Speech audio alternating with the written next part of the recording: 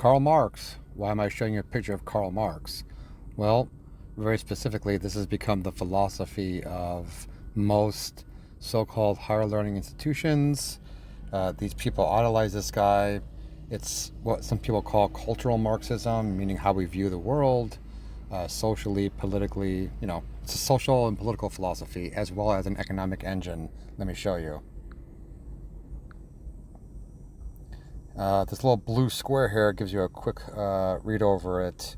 There's some parts I think I agree to a very small degree, specifically argues for the worker, but that's only during a time where people were actually being underpaid and mistreated. You think of Chicago and the unions and some of those, why they started. Yeah, people were certainly treated horribly, but this is how everyone treats each other unless you're the ruling class. So Marxism decides to flip it on its head and say, we'll take the power from the ruling class, we'll become the ruling class, but we're still going to mistreat you, or actually make it more evenly so everyone lives just as bad as the next guy. And this is the fruition of it, quite frankly. Last thing to note is Marxism is very anti-God. Let me show you.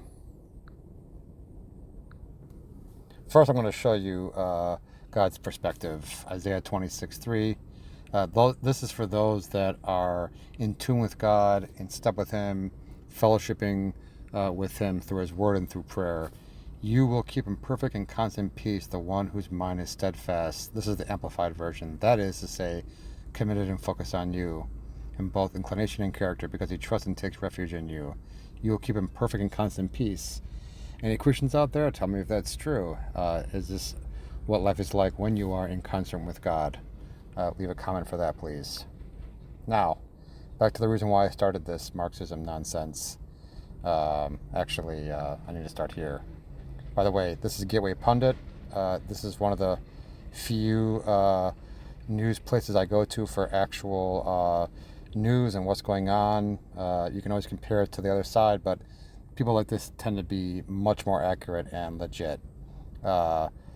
So they're getting their source from the Sun-Times. The absence of the private sector. Yeah, the absence of the private sector grocery. I mean, you've ever heard of a grocery store closing or leaving town? Not really, unless one of two things happens: they get bought out, or what's happening in Chicago now, all the crime. People are leaving. Businesses are leaving. I mean, Morton Salt just left the city because it's just not fruitful. Business culture is terrible. The Marxists are running wild. So Gateway Pundit cites the Sun-Times. What they're saying is that in the absence of the food stores in the city, due to the businesses and the crime and the city's inability, more specifically Comrade Johnson, their inability to protect these establishments. The cops were overworked, extra hours, the whole thing's in chaos. That's the key word here, chaos. Let me switch over here one last time to the Sun-Times. So evil strives on chaos, right?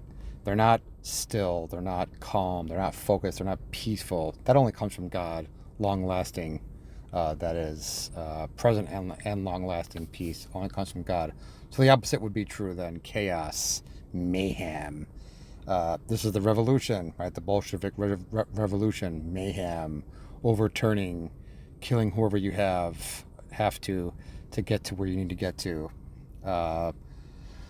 So here we are, the chaos. Due to the businesses leaving, Chicago could fill food desert with 3-store network of city-owned groceries. I mean, it's absurd. So there's your Sun-Times. It's absolutely absurd. Yeah, they're making me pay for this article, even though I read it a dozen times already.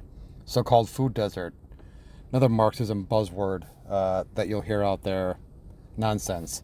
Anyway, cities looking to run city-owned, centralized government. This is the economic engine of Marxism. Chicago wants to try and offer it. Why? Well, because they foster the environment to which these businesses did want to leave, and they've left. So now what happened? Oh, look, we're still here. We're still in power. Let's try to do it our own way.